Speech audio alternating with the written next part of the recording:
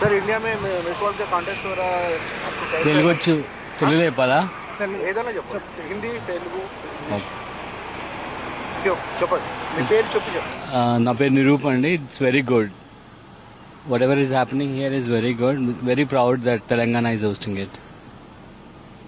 India में पहली बार हो रहा है.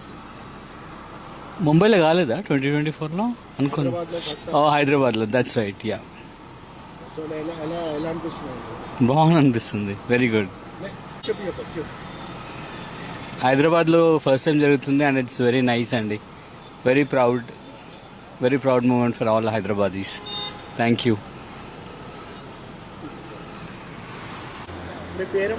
శోభారాణి అండి. ఇక్కడ ఏమవుతుంది, మిస్ వరల్డ్ అవుతుంది కదా?